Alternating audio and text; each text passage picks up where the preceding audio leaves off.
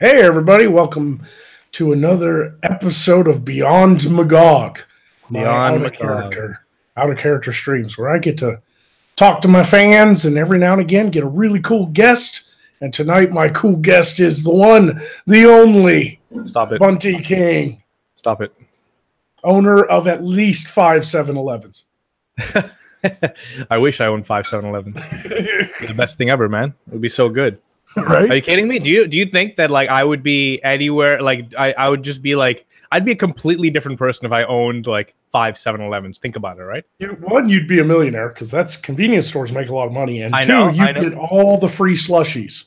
Yeah, that's true. Awesome. That's exactly it. But I'm just trying to think. I'm like, what if like I was that rich dude right now? But like, it's like crazy because like you could be such a different person by that point. You know? I'm sorry, I got all fucking crazy with you here. No, that's what these streams are for, man. I don't have any notes. So interesting. I want it to be raw. I just talk with people. We go off on tangents. Yeah, I guess like what I think like a lot of a person's character depends quite heavily on their immediate surroundings and their current social or just general situation, right? So their character is really shaped off of those, if you think about that, right? Yeah. So like a rich person's life is going to be so much more different than someone who's got to like, you know, maybe work like 8 hours a day and then spend another 4 hours before going to bed on like something that he's passionate about. You know what I mean? Like a rich person might be like more like blasé about it or something like that. Like it's not a big deal for them because they've already got whatever they got, you know? So the character is so interesting. That's like, I just find that. And the different paths you choose in life. I was thinking about that the other night. Yeah, man. All the decisions I made and all the things that I did in my life led me to this point, and now I'm a wizard on YouTube. So silly. I love it, man. I love it. It's just like it looks like it's so fun. It looks like you're just having a great time, man. You know? I mean, I haven't like exploded. I'm not in the hundreds of thousands mark, but you enjoy what you do and you're just chilling, man. Which is like the coolest thing ever. It's like one of the most refreshing things to see. Actually, you're like definitely one of those. You're like one of those creators that are like one out of so many. You know, that like is super comfortable with like maintaining whatever audience they have right now because they're just having a good time. Yeah. Oh, by the way, I just hit yesterday afternoon. I just hit 27,000. So that ain't bad. It's fucking sick, man. Congrats. I ain't done bad for a year on YouTube, year and a half. No, you haven't. You absolutely haven't.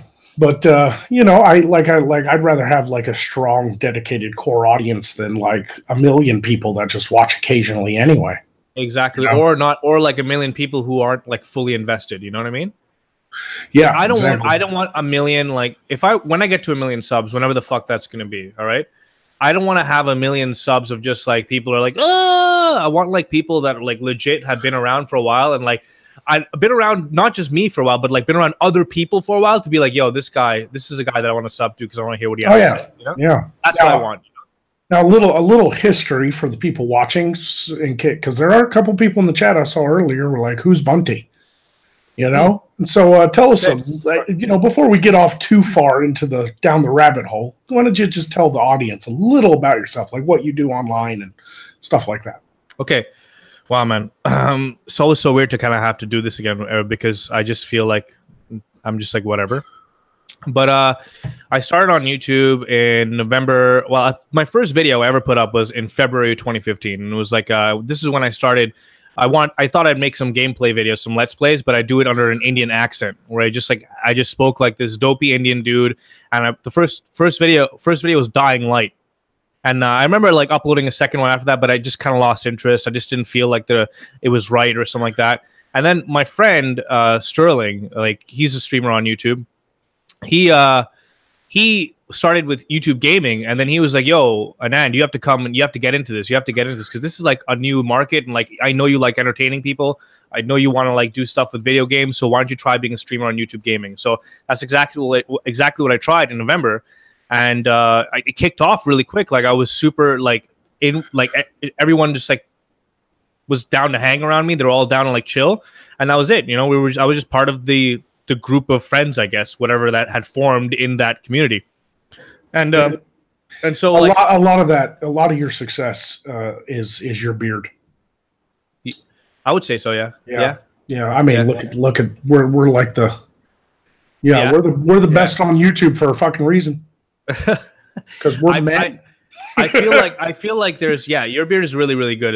I've seen it in person. It's really good. So especially for a blonde, because usually blonde. Yeah, I know they get the patches. Yeah. You know, mine's finally nice and filled in. Yeah, look, dude. Like I agree. By the way, like that, a lot of the success has very little to do with who I am as a person, and more about what I have to offer. Like for people who like a fucking beard on a dude's face, like it's cool, like that. There's that, right? And then, or if people just want to fucking see a guy that, like, I don't know, makes them laugh whenever he laughs, you know, that's it. Yeah, it's like that's what people follow. They're not gonna be like I don't believe that anyone follows me for absolutely everything that I am. I think that like people follow me for like whatever. So I did YouTube gaming for a while, for like the good like first year on YouTube. And that was the first year I went to VidCon, and I went to E3 in 2016. It was like the greatest fucking time ever. And I just met all these awesome people who I continue to know, and they're just great people. They're just doing their thing. Yep. And at some point that summer, I got so disillusioned with streaming. I was dating a girl at the time, and I was like I was just not down with just streaming anymore. I wanted to create actual content. So I started doing this thing called Bunty Bits, where I kind of just summarize the news, or I did like cover drama, or and you know, at some point, eventually it got to the point where I did like these attack videos. You know, I did like 1 or 2 or 3, maybe I think 3 attack videos. I can really think of, like, one's on FouseyTube and one's on Keemstar, right? 2 are on FouseyTube, one's on Keemstar. And that popped me off in the commentary community. And then I kind of stayed there. And then I just hung out on Twitter, because Twitter was so easy for me to like put my thoughts into. Right. And so my Twitter grew immensely. And then I started using Twitter video. And then, oh, look at this guy saying all these fucking things that sound so normal, and he's just laughing about it. And then he started following me. So that was it. And it's like, I just used that, and I connected with all these people. And now I'm like, now I'm trying to like get back on YouTube and go back to gaming, because like it was like really what I really enjoyed doing on the platform the most. Right. The best times I had were when I was like live streaming a game, and I was like a hilarious moment, and my chat was laughing, I was laughing, and like people were ready to clip that shit. Like that was a really, really fun time for me, and I want to go back to that, because I spent way too much time like on Twitter and all the other stuff. Yep. And trying to do other stuff. So yeah, that's it. That's the summary about me, is that I'm just a guy that's navigating the internet, and I'm trying to just find a place, you know? That's it. Find a place for what I want to do. Well, I think that's what we're all trying to do. I congratulate you on your success, my friend. I don't have any success yet. I feel like I'm not successful at all. No. Come on, you got to be, you know, making a little profit off of this and all the networking. I mean, I've seen you in a Chris Raygun video. I mean, you know, you guys you're out over there having fun with people. That's success. I mean, I just don't look at it that way. Like, I don't see them like my friends as like these like barriers of success or something like that. For me, it's just like I'm just like, I don't know, like it's just I feel like this is my version of success involves something much simpler than just like being, you know, around all these people or like doing other stuff. Like that's the thing, right? So like I could have all the people in the world following me, but if I don't have like, you know, for me, like I want like a house, and I want like a family, I want to have kids, like the normal stuff that like I grew up wanting throughout, you know, my childhood. But of course I didn't mean, you know, personal success. I think there's different successes. I think there is professional success, and then there's personal life. Yeah. And sometimes those overlap. You know? But you know, I'm just purely on metrics. I mean, you got good numbers, you got people love you. That's, to me, that's a success. You know, I consider myself successful too, even though I don't have an audience like Dave Rubin. I have like a dedicated fan base that love me, and I fucking love them. You know, so to me, that's success, and I'm doing what I love to do. My fans are my fans are jokes. Like some of the shit that comes up in my Discord or Discord or just in my chat in general, I love it. Yeah, and plus the fan crossover that happens when me and like, you know, some friends are just like interacting, or like you and I interacting, people pop in. It's like cool. I think that's cool. Yeah, it's fun stuff, man. It's just cool to see that shit happen. I mean, because I've been through a lot in my life, and finally, I just learned. Yeah, as I can imagine, I just learned that you are a veteran, which is like. Oh yeah. I'm surprised you didn't know that about me. I know that was never made. I don't think that like you ever emphasized upon. I think you emphasized on what you were currently doing, you know, and like what. Yeah, I remember the first conversation we got into. You were like, you had found like something like at your apartment or something like that. I don't remember. It was like something. Yeah, I think the first time we talked, it was on a failure stream. Yeah, and we were just chilling. And it's not like I go around going, "Hey, look at me! I served my country and I'm a vet and all this and that." I don't look at it like that. Okay. But I have told the stories on other streams, and please tell me a story. I stream all the time with Undoomed, and I've laid out tons of stuff about the military. That guy's cool. Yeah, me and him become real tight. I mean, I haven't like Undoomed, and I like every encounter I've had with him has been a very pleasant one. You know. Oh yeah, but I can't honestly say that I've been keeping too much track of him. Like I just feel like he's just from the impression I've had with him, he's a really good guy, so it's cool. Yeah, well, he's also not online a lot. He has a regular job, and he does video editing in Hollywood. So, yeah, he's pretty busy. He does YouTube for fun. you know, awesome. He makes plenty of money. He's a damn film editor. You know, that's awesome. But yeah, I hang with like if you go over to Undoom's live stream channel, the last 5 live streams were just me and him chilling.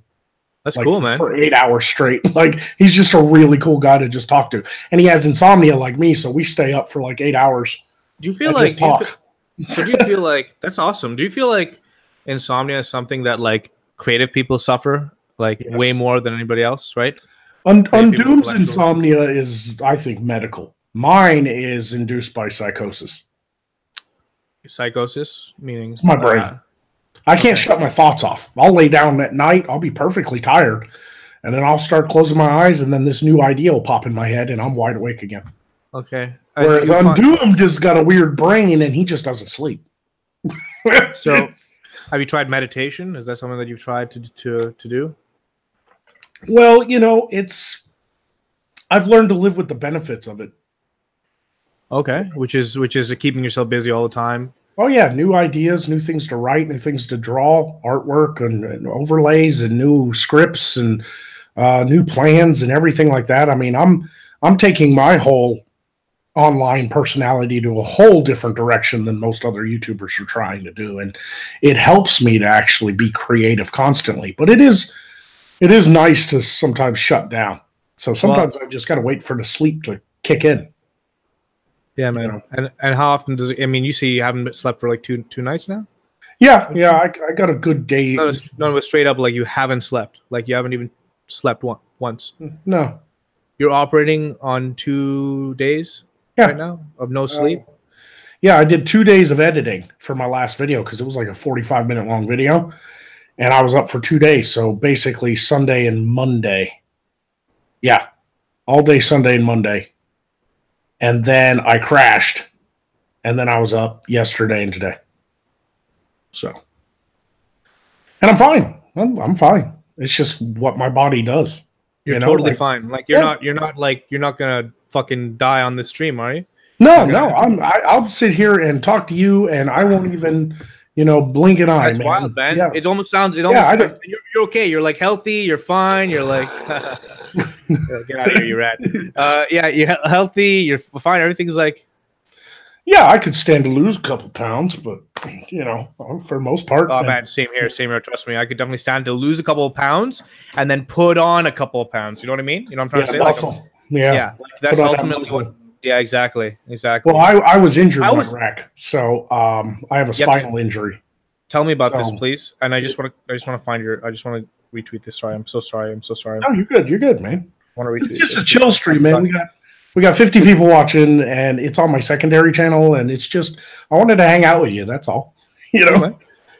So you do what you got to do, man. No, So you keep it on a secondary channel. Yeah, I have a live stream channel that I do all these out of character stuff because I found that on my main channel, I started to do some out of character stuff on my main channel, and my fans did not like it.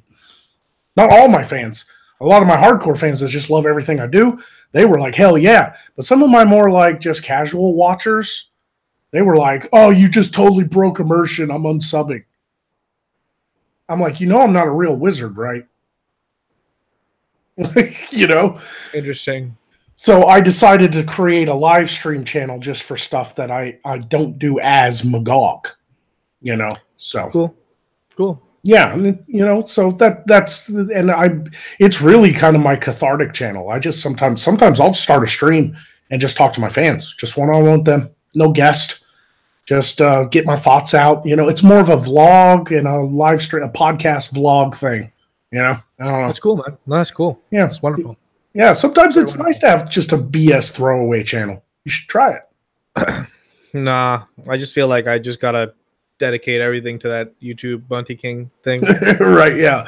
No, yeah, if you're I'm like, the same way. Yeah, you got to grow your main brand, of course, you know. But well, it's not like, it's just not even about like the brand for me. Like, so many people kind of, here's the fucked up thing, right? So as soon as people found out that I was a marketer, when I say find out, okay, this is the fucking stupid thing about finding out. When it's just that like when people found this out, they were like, okay, what? They started overanalyzing everything that I was doing. Yeah. And it was just the most annoying thing ever, because they're like, oh, well, Bunty's all about his brand. And I'm like, fuck my brand, dude. I just want to fucking chill. Like, I'm literally just, I was in the process of just being me on some fucking platform.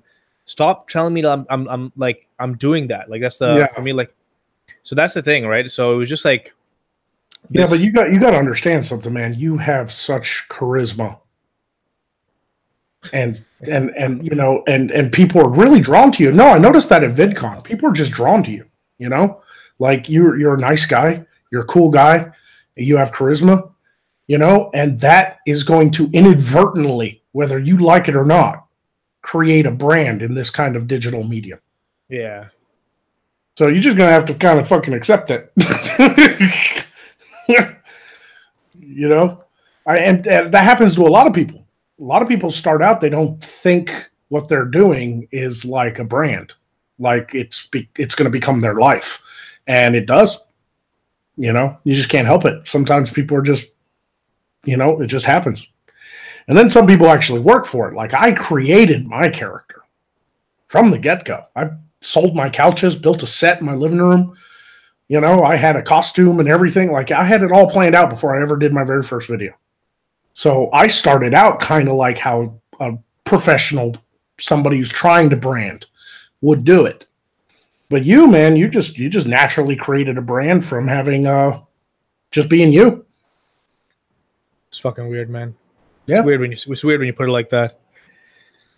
You know, well, it's like it's fun. It's okay. It's okay. The thing is, though, is that like I don't mind talking about stuff like this with you or someone like my producer, or like someone that like is on like the same level in terms of like, oh, I understand what's happening. I understand the world that we're in. I understand the market that we're in. Like, right.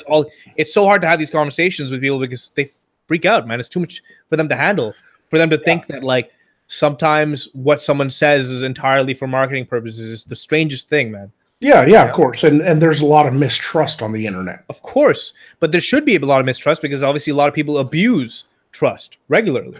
Yeah. You know, and that's a shitty thing. But the thing is that people are constantly like the whole idea, this like issue with this abuse of trust. People are constantly abusing each other's trust. That's not a like bipartisan issue. That's just pretty much a no. That's a dick. That's not no. That is a pipe. That's like literally like everybody should be like, yo, this should not be happening. Like people should not be trying to like fuck people over. You know, that's what I don't know. And it does happen a lot. Like I'm really surprised too, because like I've really prided myself on being a trustworthy guy on the internet. I mean, I have people tell me stuff off stream, other YouTubers that I hang out with and stuff that I'd never repeat publicly, and I haven't. Yeah, and I stay out of the drama. I walk between the raindrops, and people try to pull me into drama, and I'm like, Magog, don't play those games. Everybody goes, oh, leave Magog alone. He don't do this. He's just an entertainer, and I prefer it that way. Yeah, exactly. And then I turn around and I'll meet somebody and they're really cool, and I'll stream with them and they seem really righteous, and then like 6 months later they'll do some shady shit, and I'm like, God damn. What? Like what? Well, like I'll give a good example. Marty, he was he was the first person to ever give me a chance on a live stream. Like I had just started YouTube. I only had like 180 subscribers. Oh, that fucking guy. Oh, yeah, and he was a cool guy. I did multiple streams with him, and he is the one that like introduced me to other people like Mocha and all them, and then Mocha and Robert, and then eventually on to like, you know, I started getting on other people's streams, started getting on the Cunt stream and Failure stream and stuff like that. And Marty ended up like six or 8 months later being arrested by the FBI. I know. Child porn. Yeah, I and saw that. Like, you think you know a guy. Like, I literally hung out with him on streams for months, and he was cool. Dude, the first year I went to VidCon, like 2016, I was there and I was introduced to some guy. I forgot his name. All right. Right. I haven't tried to talk to him for years, pretty much since like that fucking time. Right. And I remember like going to, you know, there was like, we went to the Studio 72 party, and he was there, and he was just like talking to me, and he seemed like such a normal dude.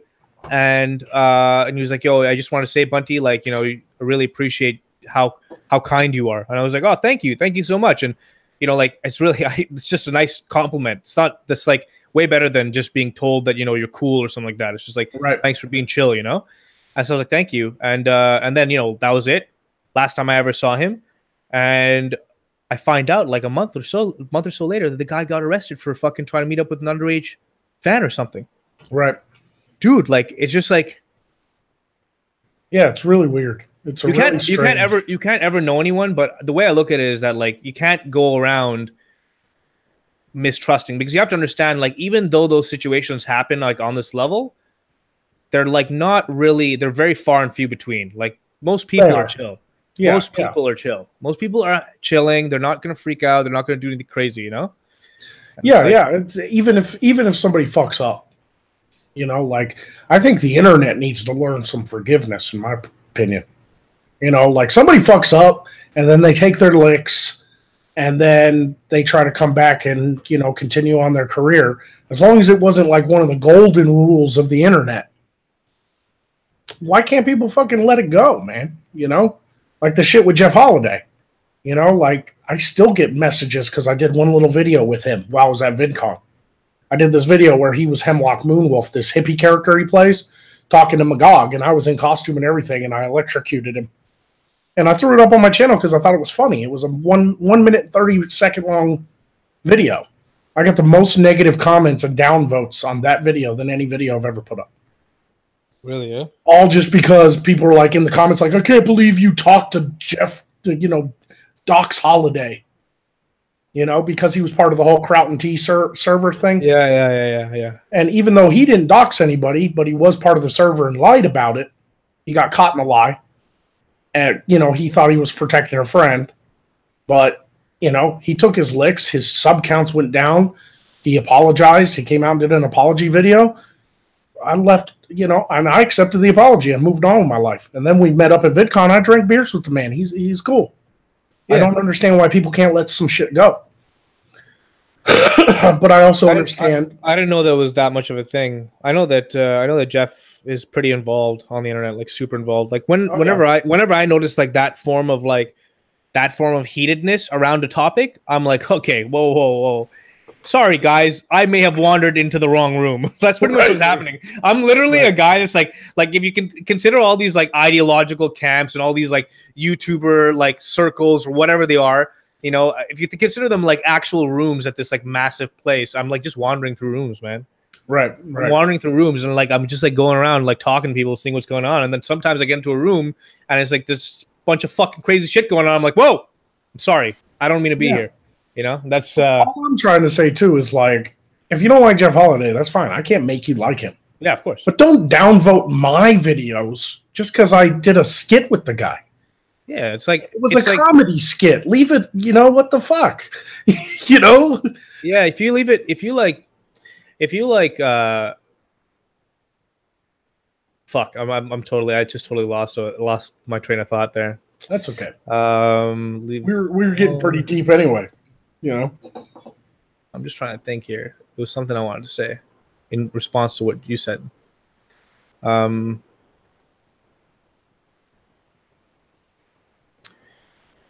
if you like think about it, okay, like what's his name?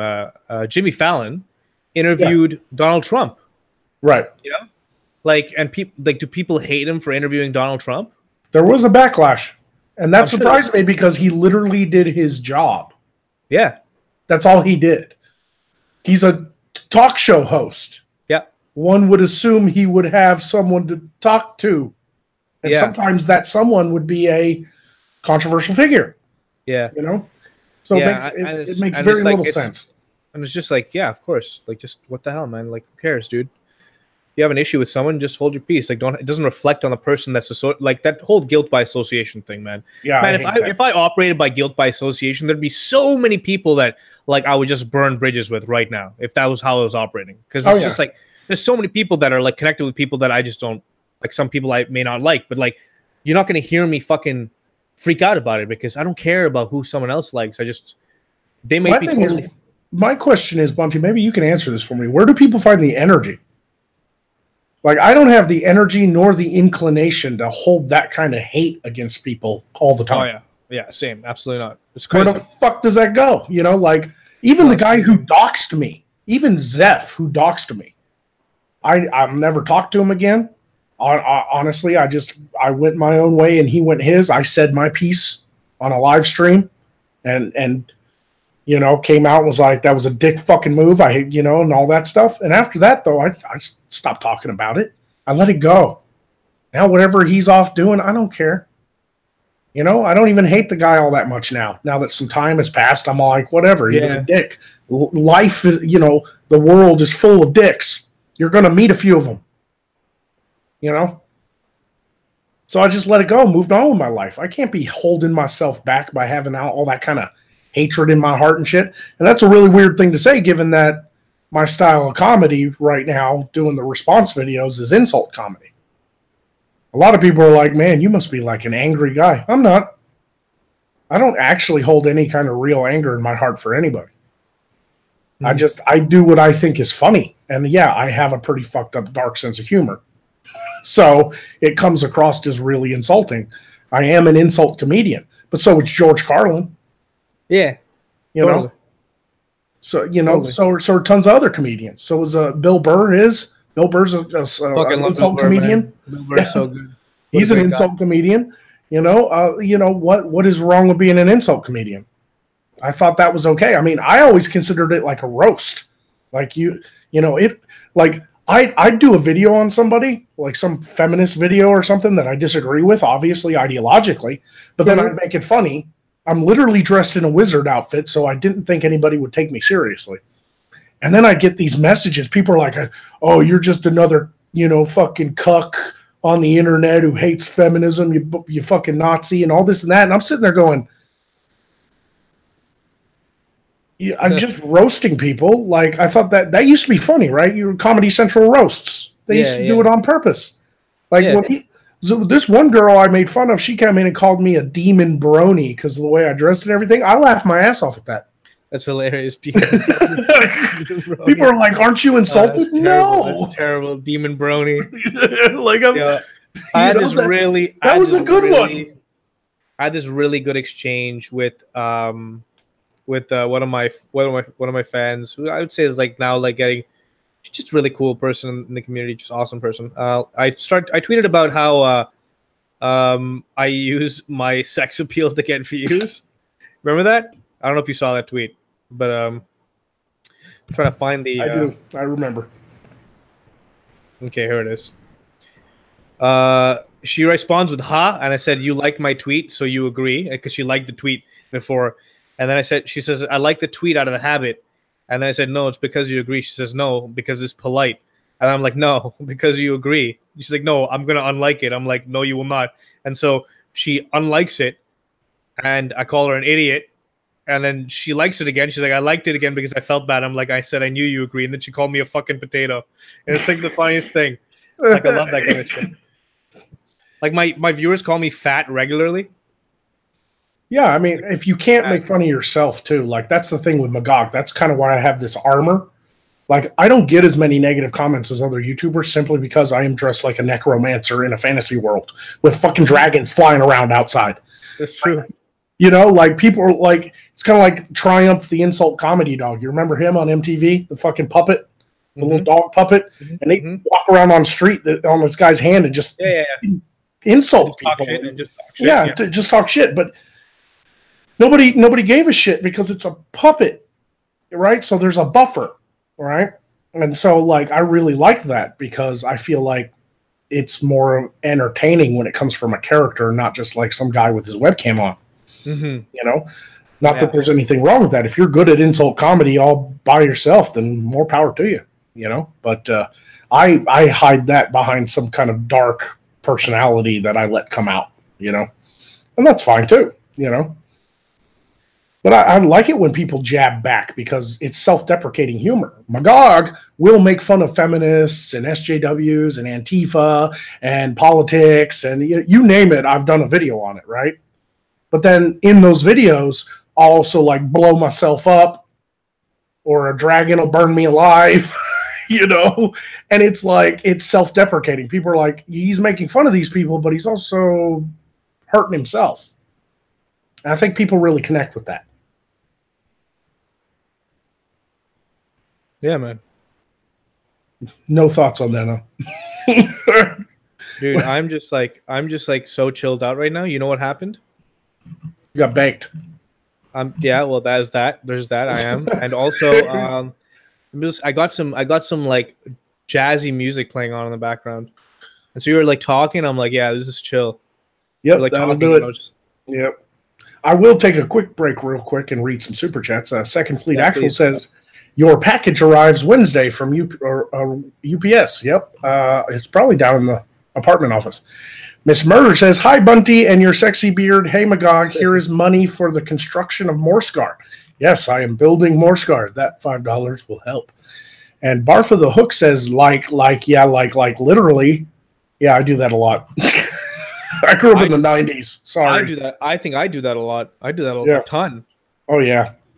I think, yeah, anybody that grew up in the 90s has this and actually. Like, God, really? Actually, are you fucking, like, serious? Jesus. Yeah. Even growing up in the South, we said that shit. You remember, oh, snap? That was like a 90s. Oh, snap. We used to say that all the fucking time. And the teachers be like, what the fuck does that even mean? Being like middle school and somebody would like crack a joke, you'd be like, oh, snap. Oh, it's so normal now. When anyone says, oh, snap, anyone would know what that means. Yeah. But it started in the 90s. Holy shit. It's funny. Like, I realize that the things that I take for granted, like the euphemisms, like jabroni, all these things, like at one point started somewhere and I just take them for granted. So when I call someone a fucking jabroni, you know, it's like. That was in the 90s too. That got started by The Rock. Yeah.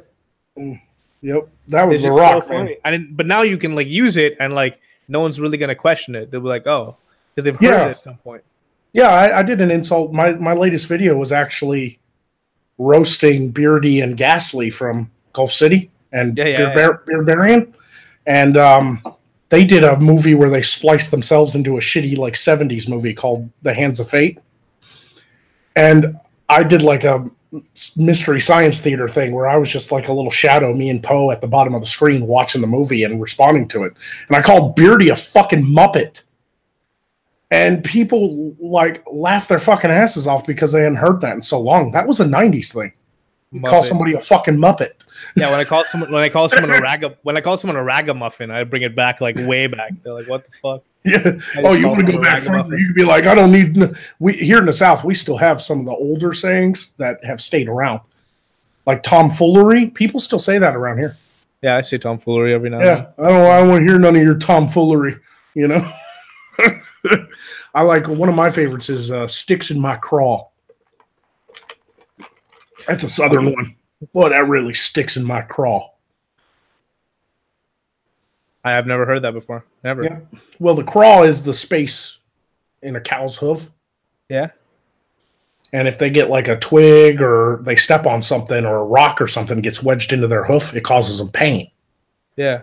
So it's kind of like saying that's a pain in my ass or something like that, you know. Sticks in my craw is something like, you know, I think it's the cow equivalent to stepping on a Lego.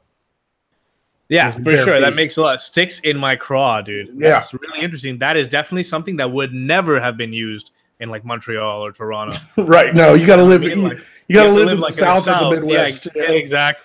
Yeah, where the farms are. Yeah. Sticks in my craw.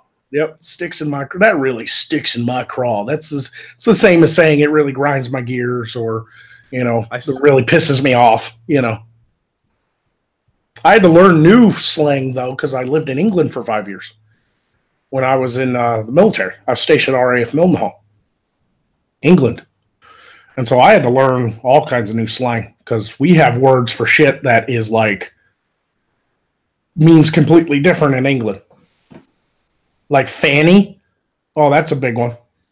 My grandmother used to say that.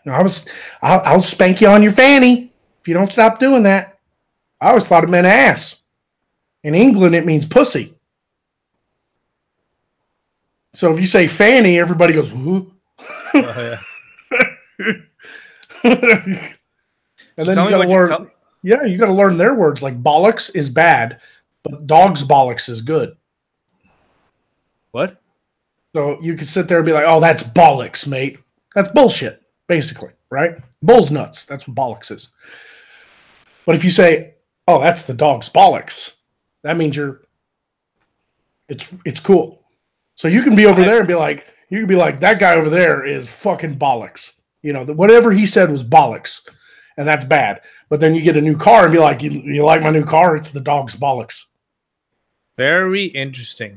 Yeah. Got a new car. It's the dog's bollocks.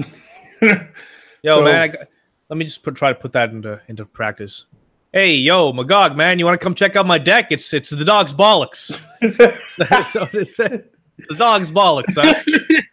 I can't say that. It's so weird. It's so I bet if they heard me say that to them, they'd be like, "Who the fuck is this guy? Right? How does he know how to talk like us? And why does it sound that bad? Hey, yo, it's the dog's bollocks, eh?" Yeah.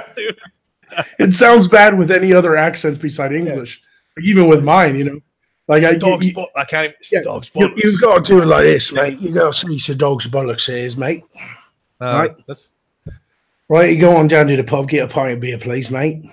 Right. Fuck up. And they say cunt a lot. They say cunt a lot too. Oh, you fucking cheeky cunt, you. And the Irish, the Irish say the cunt more than the English. The English say it's still kind of a bad word. The Irish should fucking say cunt all the fucking time. That fucking cunt. So like how long did it take you to pick up on all these accents?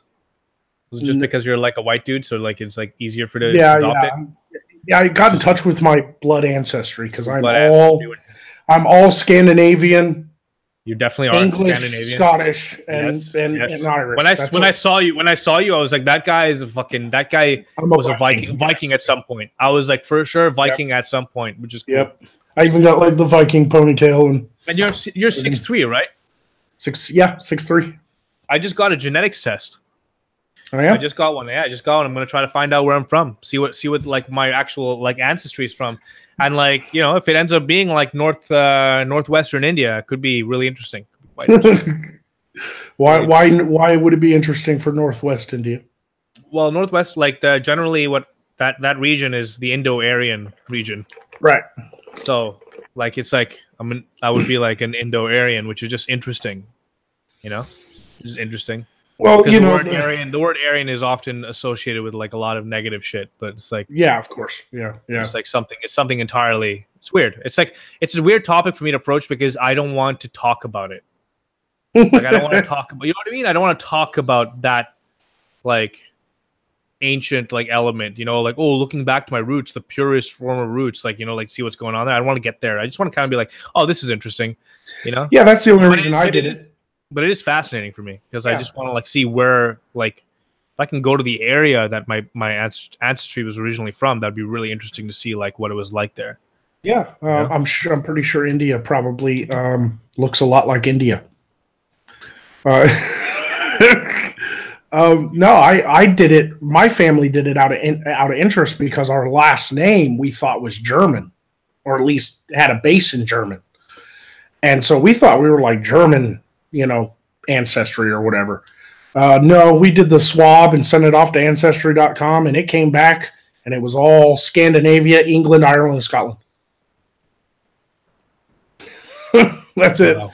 And then my grandfather's surname, you know, my mom's father, so she didn't get his. That's her maiden name. And turns out we trace that, and I'm distantly related to Mary, the Queen of Scots. That's fucking crazy. Yeah, Mary Stuart. That's crazy. Yeah. I mean, I'm never going to become the King of Scotland or anything, but you know, I was like her. I think our family line stems from her like second cousin twice removed or something. But I am in a roundabout way the same bloodline. Do you think that like, you know, inevitably we're going to come to like this massive conflict, you know, between our entire species? No. We're just going to like have a massive conflict, and then we're going to revert back to like being kings and queens after everything's settled and over with? No, I think it'll go the opposite direction. What do you mean? You think we're all just going to join and fuse into one? Yeah. No, I think. I mean, that's pretty much why that is what I think, but I always think about like the other way it could go to. It could just like be a complete like societal breakdown where you like end up divided again, but like less divided. You know what I mean? Think about it, right? So like right now there's like all these countries in the world, right? But imagine if we like it came down to just 5 countries, you know what I mean? Yeah, yeah. I feel like that's what's gonna happen, and then we're gonna slowly eventually start pushing to one. Yeah, but that's a deeply psychological thing too, because you're also talking multitudes of different things that would cause that to it wouldn't be stable, I don't think, because of genetic diversity. Because of human nature, we have a tendency to fight each other no matter what. That's why world empires always fail. They always have. The Romans tried it. Alexander the Great tried it. The Mongolians tried it. They had the largest land-wise empire in the entire fucking world in the history, land-wise. They conquered all the way to the edge of Europe. They had all the Asias. They had China. They had Afghanistan. They had all of it. Yeah, they had fucking all of it. And Genghis Khan and his children, his grandchild Kublai Khan expanded the empire and brought down the Song dynasty, completely conquered his entire side of the world. Couldn't hold it together because people fight back. People form their own little groups inside the big group, and then that starts growing, and then you get rebellions and shit. I mean, unless we spread fucking freedom and liberty all around the world, I think there's always going to be conflict between tribes of people. And so it's going to be really hard to maintain like 5 kingdoms. You know, it's not going to be easy at all. That makes sense. Yeah. Makes a lot of sense. Unless human nature changes. See, there's a lot of psychology which I don't see happening unless unless this digital age has accelerated things. I feel like this digital age has definitely accelerated things. If you think about this, okay? All right, now her. This is what I like think about, and it trips me the fuck out. For most of my adult life, okay, well, most of my life actually, the consumption of information has been like very minimal. It's been like whatever is available to me, like books, movies. I still remember when a library was a thing. Yeah, I used to go to the library to borrow books all the time. So like that was how I would access the world. That's how I would be able to like read about the world and understand more about media and like morality and all this, regardless, everything. Okay. But then social media comes around. All right. And and despite the fact that I've most of my life just, been operating on like bits of information here and there, I suddenly get an information overload like social media. And then think about it now, like as like when I started like creating content on like YouTube, I was really small. On Twitter I was super small, and then one day I have over 50,000 followers on Twitter. Yep, you just blink sometimes and it happens. Like my growth has been really small, but that's because I'm trying some projects that I don't think people are gonna. It's really hard to get people behind. I think people got used to just their free content. They're not used to like helping creators out and giving money and helping fund bigger projects and stuff. Luckily, I've been able to pull quite a bit of support from my fan base. Now I'm able to do what I want to do, which is build the Magog sitcom. So But that's really ambitious. A lot of people are okay with just doing what they've been doing for the past 5 years on YouTube, and they're fine with that. And I'm fine with that too, but me, I constantly want to grow. But you are right, going back to what you're talking about, but it's not the first time it's happened. Social media is just the new battlefield. It's the new frontier. The internet is the new frontier, but this has happened before. I explained this kind of paradigm shift, you mean? Yeah. I explained this to Jeff Holiday at VidCon, and it blew his fucking mind. He was like, I could go smoke some weed and think about what you just fucking said. I asked him, I was like, do you really know what the internet is right now? And he was like, what? And I was like, it's the Guns of August. And he just looked at me. What's the Guns of August? I don't know what the fuck that is. It's a book. It's a historical book that explains what happened in World War I and why it happened that way and why it was one of the most devastating wars in the history of the world. More so than World War II, you say? Yeah, it was the war to end all wars until World War II came around. Now, if you're counting mass genocide by the Nazis, World War II had more death. Yes. But I'm not talking about death. I'm talking about the change of the entire geopolitical landscape of our world was because of World War I, not World War II. Yeah. And here's why. The Guns of August explains, this is the summary of the cliff notes of the Guns of August, but definitely read it if you're interested in some real psychological shit. It's like a legit history book, like something that real history. Yeah, it's real history. The Guns of August explains that World War I was so devastating because the Industrial Revolution started at exactly a couple, years before that. And because of the Industrial Revolution and all this new technology, our battlefield strategies were based on previous wars. And so the orders went out and men died by the hundreds of thousands because all the commanders and the generals and the people in charge when World War I kicked off were basing all of their strategies on previous wars. And previous wars, we were lining up across from each other and shooting at each other like a proper fucking army, like with muskets and shit, right? World War I rolls around, we got mustard gas and bombs and airplanes and massive cannons that fire fucking mortar shells thousands of yards. It was a completely new, technologically advanced world, and we were basing our entire strategy against the enemies. Every enemy thought they were so in tune with each other's strategies that they didn't even think about the changing geopolitical landscape of war. And it killed a lot of people. And essentially, that's what the internet is. We are basing everything on the internet on how we all previously debated each other. And how we had debate for the past decades. We've had debate in a very short format, get on CNN, do a 50-minute interview, and they cut it down to 5 minutes. Presidential debates are like, okay, this candidate gets 2 minutes to talk, and this candidate gets 2 minutes to talk, and this candidate gets 2 minutes to talk.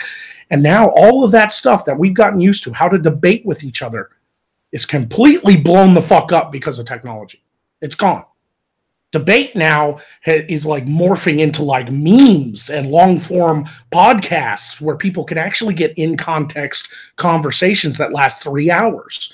Yeah. And people are absorbing the fuck out of it. And the mainstream media and the modern politicians and these guys, they don't get it. They are still aligned with the old strategies of debate and political discussion. That's the Guns of August on the internet. Wow. Very interesting. Yeah. We have literally are fighting a war right now on the internet over the strategies of debate, just like they fought a war using old strategies of war when everything had changed. That's interesting, man. I didn't know you thought about this at this level, bro. Very interesting. Yeah. Like I never really thought to talk to you about this kind of stuff. This is really fun stuff to talk about. Yeah. Yeah, no, it's very interesting to see how people interact with each other, given the nature of social media, and what kind of person,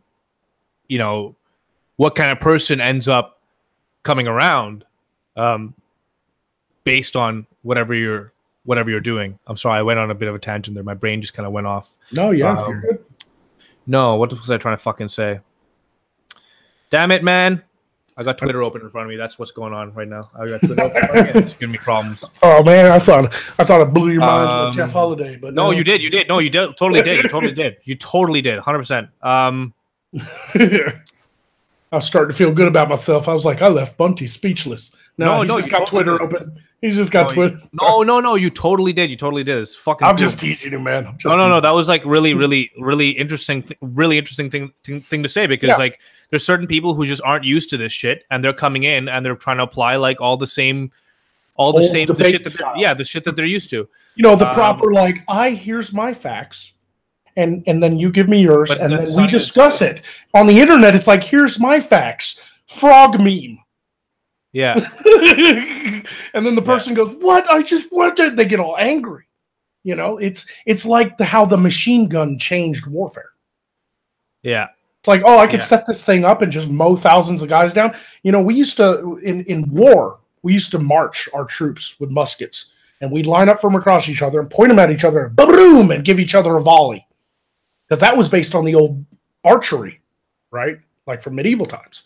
And then we'd charge in cavalry and we'd fire cannons and stuff, but they were like one shot. And then the Gatling gun was invented. The Devil's Breath. That was the nickname for the Gatling gun. And these guys would come marching up just like traditional war. And they're thinking, we're going to fire at them. They're going to fire at us. Hopefully I don't get hit and I can load my gun a second time and fire again. And then they're marching up and some guy's setting up a tripod. And they're like, what the fuck's that guy doing? You know, and they keep on marching, and then the guy puts this thing on it that nobody's ever seen before, and they just keep marching forward, and they're like, "The fuck is that thing? I don't know what that is. Is that some sort of little spyglass or something?" And then the guy goes. Suddenly, warfare couldn't be like, "Let's line up across from the enemy" anymore, because we just saw what happened. That one guy just mowed down like fucking 87 of our guys. You know, so warfare changed. We started ambushing each other and digging trenches to hide from bigger bombs and bullets and shit. Yeah. It completely changed everything. You know? And that's why they called it the Devil's Breath. That was some scary shit when the South first saw that. The North busted that sumbitch out. Wait, sorry. So they had it's true. They did have they had Gatling guns in the South. Yeah, right? The South eventually got a hold of them too. You know, but the North was the German. But it was the Germans that invented Gatling guns, no? Yeah, it was invented by an industrialist, arms maker. He sold to both sides. But it's the same with like when Germany in World War I developed mustard gas. Because we were digging trenches across from each other and we couldn't hit each other. And we dig trenches even closer and closer. And every now and again, we charge across no man's land and get slaughtered. And then we dig some more trenches. Well, the Germans thought if we could have some gas that pumps out over the landscape and goes down into the trenches and kills everybody, we'd win this war. Yeah, but they didn't think about the wind. So they pumped this mustard gas out, this chlorine gas, right? And it goes into the trenches of the of the other side and kills all these people. Everybody's choking to death and dying. But then the wind blows and blows the gas back on them and kills a bunch of fucking them. You know, it was the first. Technically, it wasn't the first use of chemical warfare, but it was pretty fucking devastating. Chemical warfare is dirty, dude. Yeah, it is. I had to learn about it in the military. We had to train in mop gear and stuff and learn how to recognize like sarin gas and stuff on the little stickies. We do like gas tests and shit. Have you seen Homeland? I've seen like one episode of that. There's an episode where one of the characters gets like, gassed that way with sarin gas, and it's like the ugliest thing to see. Yeah, that's one of the biggest lies to come out of the Bush administration. What? Not from Bush himself. Now, don't get me wrong. Bush wasn't my favorite president either. Wait, but when did you serve? 2000. I went to basic in 2007. So 2007 to 2012. How many tours? I did one tour in Iraq. One tour in Iraq, okay. Yeah, no, I was injured and they kicked me out. I was there from 2009 to 2010. And then I came back and I went through all the med board process, which takes a long time, took a year. And by then it was like mid-2011. I went home and I officially separated in 2012. I took all the vacation I had saved up, so I had like 60 days or 90 days of vacation saved up. I went home for 90 days, but at the end of my tour, I just took all 90 days and got paid to go home early, but yeah. I got injured in Iraq by doing convoys, driving trucks in Iraq. Mm-hmm. I did 30 missions. And what happened? How'd you get injured? I don't mind me asking. No, I've told the story before. There's other stories in Iraq I don't like to tell, but this one's not one of them. I don't mind people knowing this. Essentially, I kind of fucked myself up, which sounds really stupid. That's why I don't like to sit there and play up that I'm better than any other, because there's guys out there that got blown up. There's guys that lost their arms and their legs and, stuff like that. So, but I was still, it's kind of hard to explain, but basically I Dukes of Hazzard in my truck over a concrete barrier, and I hit my head on the ceiling of the armored truck, and I compressed my spine and blew a disc in my neck. So we were getting out of a potential kill zone in North Baghdad. Okay. And they had laid a concrete, like the big concrete dividers you see along the highway. Yeah. They laid one of those flat down in the road to stop our convoy. Yeah. We drove over it. So all the lights went out on the block, like all the street lights and everything, like they knew we were coming and they cut the power. And then our gun trucks radioed that they saw movement on rooftop. Possible RPGs, AK-47s, and some of the Iraqi fundamentalists were on rooftops arming themselves, and they had our convoy in a turkey shoot. So we said, fuck that, and we went over that concrete barrier. Well, I was driving the maintenance bob of my convoy, which doesn't have a trailer, so I was real light, and I hit that fucking concrete barrier and fucking boom, and I bounced and blam, and blew a disc in my neck. Finished out my tour though, all 9 months. All 9 months in Iraq. I had a broke neck. I was in pain, and I still managed to do, I think that was my 5th mission. Did you pass out or did you drive? No, I drove for another 17 hours. Yeah, we do. Sometimes our missions would run, I think the longest mission I ran was 34 hours without sleep in a truck. 34. What the fuck, dude? Well, we kept on hitting IEDs. So we had to stop. And then we have to call EOD, and they got to come out and clear the bomb. And then we drive down the road and get 20 minutes down the road and fucking find another one and stop. And it took fucking forever. I sat in my truck for 34 fucking hours. Yep. I have fun stories from Iraq too, though. But okay, so here's the thing, right? Here's the thing: you hit those IEDs, all right? How would you guys detect them? There would be someone that'd be scouting ahead. No, we're trained to look for them. We look for wires sticking out of the sand. We look for dead carcasses on the side of the road, like the carcass of a camel might have a bomb inside of it. Sometimes our Duke system would pick it up. Sometimes we'd see a mound off the side of the road, a big mound of sand, and be like, that looks suspicious, stop the whole convoy. And then we'd call up, and the EOD would come out, and they'd be like, yeah, you're lucky. There was a 400-pounder under there. And they pull their little robot out, and they go over and blow that sumbitch up. I was a mile and a half back, and when they blew up one of them bombs, it shook my truck. I was a mile and a half back. Boom! Yep. Wow. And some of them were EFPs. They don't even bother hiding EFPs. They're just hoping that we're not paying attention and they can set one off. What are EFPs? Everybody knows what an IED is, right? Improvised explosive device. Yeah, exactly. Yeah, because of the movies and TV and all that stuff, everybody knows what an IED is. You talk to any man who's ever done convoys, Air Force, Army, doesn't matter. 88 Mike, 424, doesn't matter who you are. If you did convoys, you were more scared of EFPs than you were IEDs. EFPs stands for explosive form projectile. Basically, it's a big fucking bomb that has a copper tube or it has a tube with a copper plate plugged in it. And it's off the side of the road. It doesn't try to blow your truck up because we had armor. So the Iraqis got smart. And basically when the bomb goes off, the explosion's not anywhere close to your truck. But that copper plate will melt from just the pure force and heat of the blast of the explosion. It would melt into a spear and punch right through your armor. And it would turn your armor inside out into shrapnel and kill everybody inside.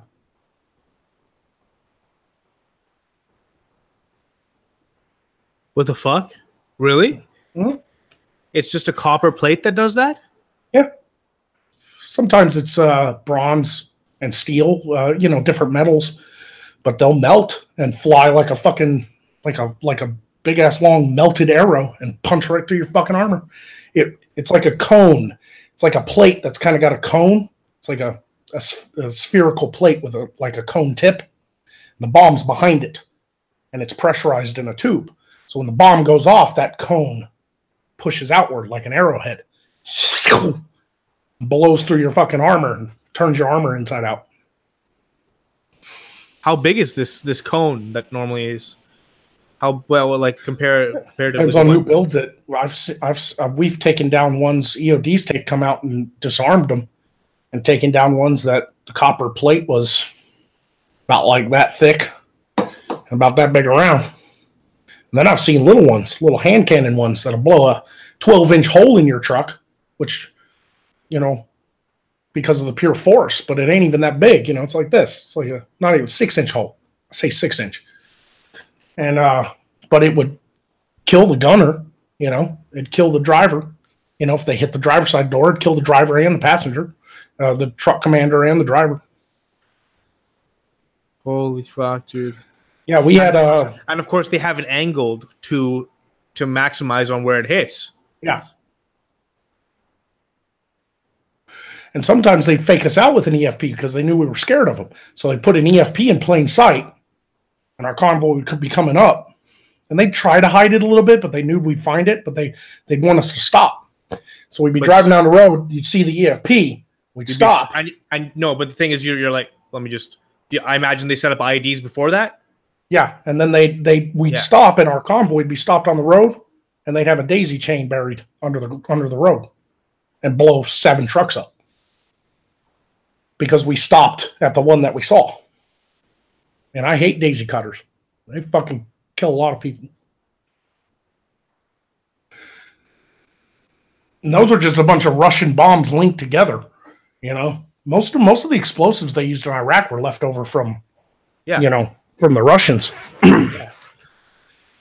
So, we had a lead vehicle in MRAP get hit with an EFP, and they had a sprinkler system. They had a nice fancy vehicle. I was in a Frankenstein truck, had all kinds of different color, different kinds of armor on it, all patched, worked together. If an EFP hit my truck, I'd be dead. But they got hit. The lead vehicle's an MRAP, big old thing, like a little tank, And they got a big gunner on the top, and they got all these bright lights because we roll at night. We do convoys at night. And, EFP went off. It was a 350-pound bomb, something like that, 400-pound bomb. Shook my truck, and I was 2 miles back in the maintenance bob because the convoy is 50 trucks long, Mm-hmm. And it blew a hole through that. But luckily, because the sprinkler system and where the EFP hit, it didn't kill them guys, which is why I'm okay telling that story. But the driver and the truck commander in the front 2 seats took shrapnel to the face and neck and had to be medevaced out. And the gunner, who was sitting up in his chair, the EFP the copper spear went right by his leg and hit the back wall and splattered. And this hot copper went all over his leg and burned through all his muscle and his skin and everything and grafted to his bone. He has like this copper melted to his fucking femur because of the hot copper hit him. Oh man. Yeah. He sets off metal detectors at airports now everywhere he fucking goes. I'm laughing because they all lived. We medevaced him out of there. And we went and saw him in the hospital and shit, and they were gung-ho gun truck army guys anyway, Yeah. You go walking into the hospital and they're just like, when can we go back out? And it's like, your leg's off. You know. So, but yeah, that's the shit you deal with convoys. That's, you know, that's crazy, man. Yeah, it's crazy. It's real crazy. That yeah. What most people what blows their mind when I tell these stories is that I was Air Force. A lot of people don't think the Air Force did convoys. Yeah, we did. Yep. Wow. We had to, yeah, we're better at logistics. We're better at moving cargo. We had to teach the Army a thing or two about convoys because, you know, they needed help. They're not as good at logistics as the Air Force is, so we took over. Well, the Air Force takes note of, because the Air Force, like they take note of like a wide range of things in terms of like what's ahead and what's behind you and all that stuff. Like they literally factor in everything, right? Yeah, that's why you're not only you're flying this object in the sky, but you're also like getting information about what's behind you, like what's like it's just there's all this. But that's like I feel like something that's never been really necessary on like ground, you know, because it's like you're right there, like you see what's there, everything's like close by. So I can understand when you like get into like start like traversing long areas that have like tons of fucking crazy shit going on, like IEDs and what's the other thing you said? EFP. Explosive foreign projectile. Explosive foreign projectile. You have those. Like I'm sure that like the amount of logistics that are required to move people from one area to another was required, like satellites, all that shit. Oh yeah, we had Duke systems in our trucks and stuff. We had fucking rhinos on the front of our trucks. Rhino is kind of a cool design. Some maintenance guy thought of it up, and it actually the military used it. It's just It's just a big pole that has a box on the end of it. And before we cross into Iraq, we go out in front of our truck, pull the pin out, and it'd fall cling. We put the pin back in it, and it sticks out about, well, I'd say about maybe 5 feet from the front of the truck. It has a box on the end of that 5-foot pole, and it just has 2 glow plugs from a diesel engine in it. Glow plugs heat up in order to cause combustion, you know, with diesel fuel. It's kind of like a spark plug, but instead of a spark, they heat up like a heating element. Yeah. Well, it heat that box up, and we drive these trucks with this stick out in front of us with a hot box on the front of it. Because a lot of bombs were set off by heat sensors. These Iraqis would rig up these basic heat sensors, and it would sense the heat of the engine and blow up. Well, instead, it senses the heat of that box and blows up before the truck gets there. So there's a good chance that the explosion doesn't hit your actual truck. It blows up because it senses the rhino. And that's why it's called a rhino, because it sticks off the front like a horn. Very interesting. Yeah. Wow. That's so fucking cool. Yeah. It's just a wood box. And what's the other thing? What's the other thing you said? You said there was another thing. The Duke system. The Duke system basically was just this massive airwave scrambler that's in every truck. The moment you turn that on, it kills cell phones within like 500 yards around your truck, because terrorists would set off bombs with cell phones. So here comes a convoy, and this guy's hiding behind a sand dune, waiting for the right moment, tries to call, but our Duke system has killed all the signals in the area. It's just a cell phone scrambler, a giant one that pumps out the signal all around the convoy. How big does it have to be? What do you mean? Like the actual mechanical? How big is the actual mechanical thing? Oh, yeah. It sits between the seats. Think of like a semi-truck, right? That's what I drove. Big international semi-truck. And you got a passenger seat and a driver's side seat. And in between, this massive fucking box filled with electronics and an armor plate around it. And we'd use the top of the Duke, because it had a big armor plate across the top of the Duke. We'd set our cooler there and fucking drink Rip-Its energy drinks and shit. We'd have ice and Gatorades and stuff in our coolers. And we'd bungee it to the top of the Duke inside the truck. It's crammed in there, man. It's pretty crammed in there. That's why we used M4s, basically the military version of the AR-15. Yeah. And collapsible stock carbine version of the M16. And it's because you can't have full M16 inside that truck. You can't pull it up. It's too long. So we had the M4s so we could stick them out the window. Pop, pop, pop, pop, pop, pop. You know, lay down fire till our gun trucks flexed up. Gun trucks were Humvees with 50 cals on them. 50 cal. Whew. Yeah, that thing's Yeah, truck mounted 50 cal. It ain't no fucking joke, man. I've seen one of them take a building down. Oh yeah, Literally collapsed a building. They just started firing at this. We started taking small arms fire, and our gun truck flexed up and just pop, pop, pop, pop, pop, pop, pop, pop, pop, and the second floor of that building went. wow. Yeah, 50 cal bullets are. I know they're big. They're about that long. Yeah, about as long as my stylus here. That's so fucking wild, dude. That's wild. Yeah. I get to fire one too. It's so fun. Oh, I can imagine, man. Awesome, you know.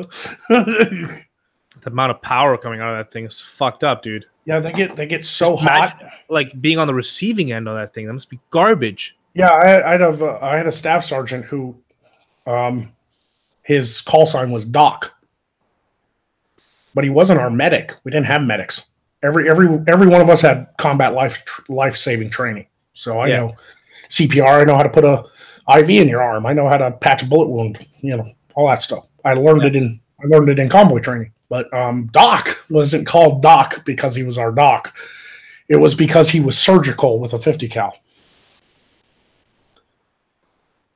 That man shot a 50 cal at a man with one shot. He didn't even hold the trigger down and get the automatic. He just popped one shot at this Iraqi who was running through the desert with an AK-47 at the convoy, and it flew right by his leg. It didn't even hit him. And the force of that bullet blew that guy's leg off. What the fuck? Wow. Yeah, it flew right past his kneecap, and it just broke his kneecap apart, and his fucking bottom half of his leg went like this.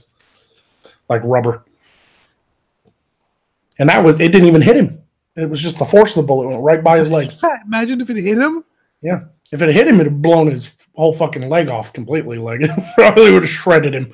You know, because we don't just use regular old 50 cal, even the big 50 cal machine gun rounds in the desert. We use solid brass anti-tank incendiaries. You light a motherfucker up with that. Fuck, dude. What the fuck, man? They get so hot when you're firing them. They're actually covered in motor oil to keep them cold. To keep them cool. They're all sticky and nasty, and they get sand all in them and everything, but it stops them from overheating.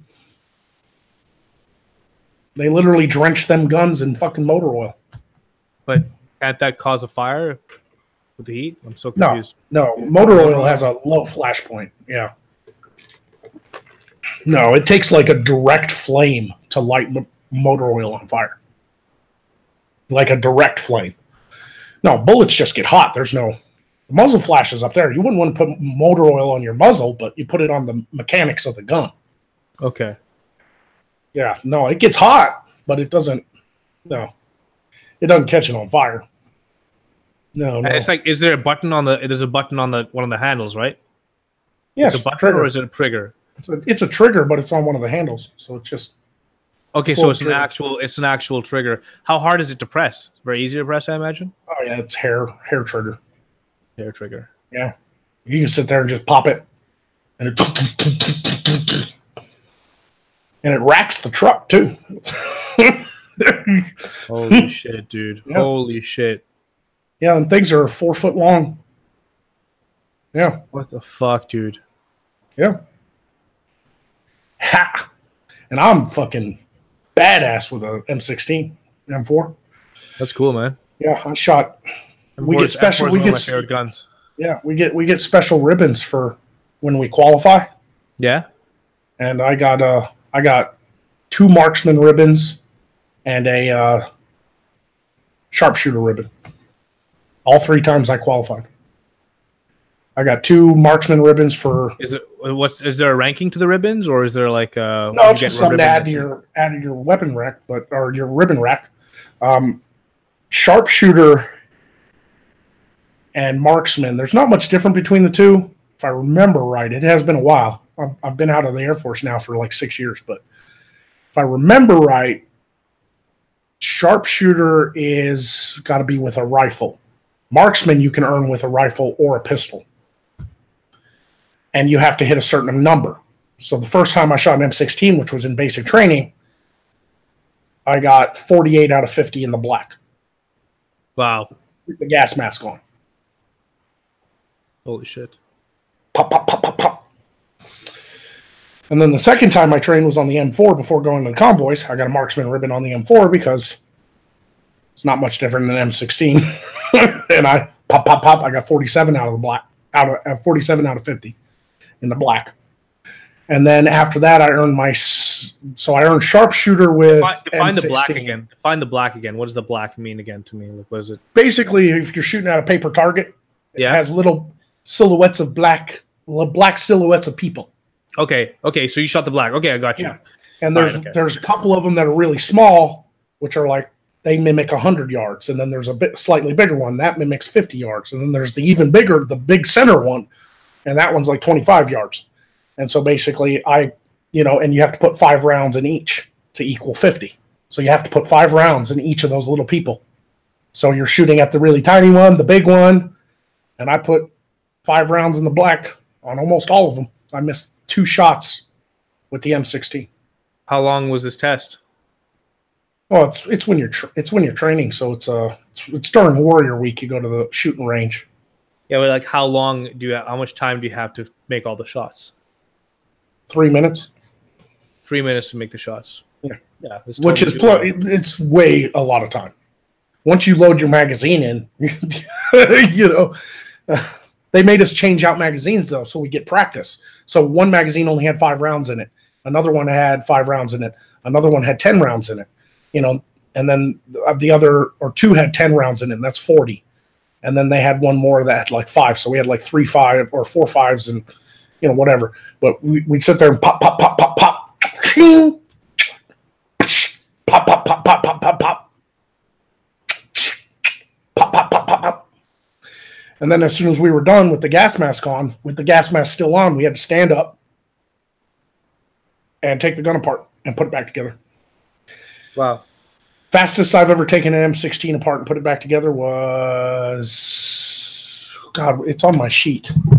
14.8 seconds. That's crazy. 14.8 seconds to take it apart and put it back together. That's fucking cool, dude. Yo, do you like you're getting? I imagine you have some benefits from the Army now because you were in the Army. Yeah, I got 30 Air Force, but I got 30% disability. Yeah, I got 30% disability, so I get money every month, tax-free money every month, and I get free healthcare at the VA. That's awesome. Yeah, no, I'd much rather have my spine back. I know, yeah. But yes, it is awesome that I qualified for benefits, and I didn't have to fight the system either. I had all the paperwork that I needed. I had all of it lined up, so they couldn't fight me on it. They couldn't say, because people get denied a lot with the VA, especially when it comes to like PTSD and stuff, because everybody tries to claim that, and there's no real way to prove it. So most people who claim PTSD get denied the first time out anyway, period. There are frivolous claims even in the VA, so I understand that they have really strict rules, but I made copies of my medical records, so they couldn't tell me, the VA tried to tell me that they couldn't find my medical records, that they were lost. And you're like, here you go. So I brought in a massive copy because I made 3 copies of my own medical records and I slammed them down. And they were like, we hate you organized people, Let me take a quick break and read these super chats. Hey Dude 77 says, you also killed yourself and the bird. Yes, I did. Hey Dude 77 also says, I've actually started saying some British slang without thinking about it thanks to Irate Bear and Drunkle. Yeah, those guys have an effect. Thomas Coulter said, oh my God, Irate Bear and Uncle. Yeah, they crack me up, man. Uncle cracks me up for sure, man. Yeah, Drunkle's fucking hilarious, man. So good. Yeah. Thomas Coulter says, it's not fair. A debate SJWs aren't logical. That's true. Motalobros says, what I miss, I hope you've caught up now. Second Fleet Actual, poor Army, no good at log comm, and barely good at fighting. Should just get rid of them and let Chair Force bring the beans and bullets, and the Marines do the fighting. Oh, he's trying to start some shit. And Hey Dude 77 says, now my bad knee is going to have phantom pains. Thanks, guys, for the few donations. Appreciate it. But yeah, I hope I've entertained you with a few military stories. You want to hear a funny one now that I've done all the serious shit? Yeah, please. I love to tell this one. People watching have already heard it, but I love to tell new people it. This is one of my fondest funny memories from Iraq. Bathroom stalls in Iraq. It doesn't matter if it's a porta-john or it's the actual shower caddy or bathroom caddy. There's some graffiti on them fucking walls. I mean, army guys know how to draw dicks like fucking professionals. Like, that's some Michelangelo shit. It's got veins and hair and it's shaded and everything. Anyway, so I'm kind of used to seeing kind of that truck stop style of graffiti. I'm talking real nasty shit. Fucking Obama sucks and, fucking suck dick and, fucking call this number if you want to meet my whore wife and, like really horrible fucked up shit and dirty drawings, and stuff like that, right? So you're so used to seeing all that nasty, dirty graffiti. And one day I went into the shower caddy and I stood at the urinal and I was taking a piss and I looked up and on the wall above the urinal it said Toy Story 2 was okay. That's all it said. Funny. That's so funny. And that's the one that stuck with me out of all the dirty stuff. You must have laughed so hard when you saw that. Like, you look over like Toy Story's okay. The guy didn't part. These guys like fuck all this crazy shit that you guys are talking about. Right? Yeah. So it's kind of like finding one of those gems on your Twitter wall when you're so used to all the garbage, and then all of a sudden you see something really funny. It was like that. It was just like Toy Story 2 was okay.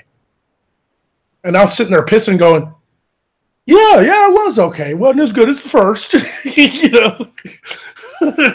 I love that one, man. That always stuck with me. Toy Story 2 was okay. Mm-hmm. As a movie review on the wall.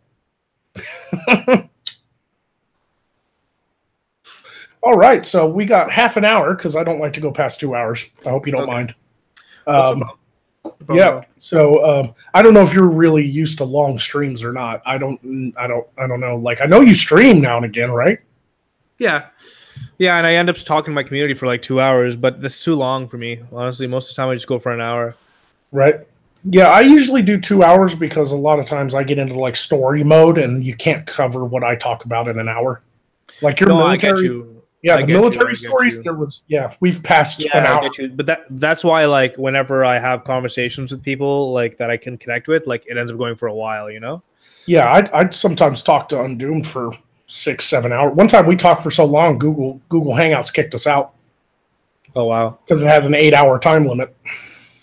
Wow. Yeah, I've talked to Undoomed for 16 hours one time. Like public conversations? Yeah. That's cool, man. Yeah, we do live streams, and then after we get off the live streams, I still end up hanging out with him until like the wee hours of the morning. Like I said, he's an Insomniac too, and I love talking movies with the guy, and Undoom's a really cool guy, and he's agreed that when I launch my sitcom, when I've built the medieval village and the studio out on the land, you saw the pictures of the land getting cleared. Undoomed has agreed to do the voice of my dragon in the show. That's cool, man. Undoom's going to be the voice of the dragon when I figure out how to animate him in a much bigger budget way. Yeah, man, absolutely. So the land is completely cleared now. We've cleared an acre and a half. So what's your opinion of YouTube and shit, man? Like, what's going on with you? Like, what do you think? Like, if you were to pitch YouTube to, or if someone in your life wanted to know what was going on or who you'd met, like, or what's going, like, what do you think? What would you say about YouTube? Man, that's tough because I love this platform and what it's afforded me to do. Yeah. And at the same time, they treat us like shit. Well, I mean, I think it's less YouTube, and I think it's more of the environment on YouTube and the kind of attitude it rewards. You notice like how like people like the kind of stuff that gets rewarded is the stuff that's outrageous or the stuff that's like, gonna get people angry or geared up or something negative. Or it's like the really generic, like normie stuff people watch on YouTube, like music videos and makeup tutorials and things like that are pretty popular. Exactly. Well, those are the most popular because most people want to turn off their brains. Right. Most people don't want to. Most people don't want to come into a YouTube video and then feel like they have to. They're in school. Right. Right. And I kind of get that. And that's the last thing. And that's the last thing I want to do to anyone who comes to see my stuff. They feel like they're in school. Like, it'd be the worst. I can only imagine how shit that would be. It's like, that's what's so fucking lesson. But that's also what's so fascinating about YouTube at the same time, because there is a craving for that long form discussion about serious topics. I mean, look at like when Joe Rogan gets Peterson on. Yeah. It's his most watched streams on his channel. It's millions of views because people are just drawn to him, even though he's teaching. You know, it's like, I think it has to be the right personalities, and that's what YouTube affords people to find the people that they like. They're not just watching some cable that they pay for, but they get force-fed whatever they're, you know, they don't get to choose.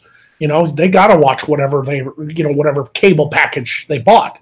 But YouTube, you get to like go and listen to somebody and be like, oh, I like this guy's voice and I'm learning things and he's really eccentric and I really connect with him. Like Razorfist is one of my favorites because he just does these really great rants. And he's he's like a wordsmith, right? And I've always liked that in my comedians. That's why I loved Dennis Miller growing up. He was one of my favorites, you know, and George Carlin, you know? Yeah. And so I'm one of those people too, where it's like, I do kind of want to speak my mind about certain topics. That's why I'm considered, I guess, a commentator, but I'm an entertainer. I do it in a different way. I do it as Magog. So I'm bringing comedy and entertainment and visual effects, but I'm also making a point, you know, or a counterpoint to whatever video I'm tearing apart. And so a lot of people have, you know, put comments in my videos where they're like, I love what you do, man, because you're hilarious, and I'm laughing my ass off. I'm pissing myself over here, and then all of a sudden I hear what you say at the end, and you're like, man, he's got a point. Yeah. You know? Yeah. So it does help that I have a lot of life experiences and to draw that comedy from. And I also have a lot of, you know, education because I kind of self-taught. Yeah, you absolutely. I did go to college, but long before I went to college, if I wanted to learn something, I went out and learned it. That's what I love about the internet. It put the knowledge of the world at the edge of my fingertips. People have forgotten about that. They think the internet now is just YouTube and social media because those are the big companies that pretty much own the bulk of the internet. But have people forgotten how fun it is to just be like, I want to learn about ancient werewolf legends for some reason today. I want to know what ancient people thought about lycanthropy, you know? Yeah. And then you end up like Googling some shit, and then you go down that rabbit hole and you're learning shit you never fucking knew, ever. You know, science and also, you know, astronomy and how the stars work and stuff. It's fascinating, and it's all right there. You don't have to have an Encyclopedia Britannica and flip through pages anymore. It's just like Google what you want, you know, and those keywords pick it up, you know. It's good stuff, man. Sometimes I end up taking away like really crappy like facts that nobody cares about. Like I'm the random fat guy for sure. I just have random facts in my head. Well, give me a random fact right now. Random fact. Okay. Here's a nice random fact. Here's an interesting question. What is the largest living organism in the world?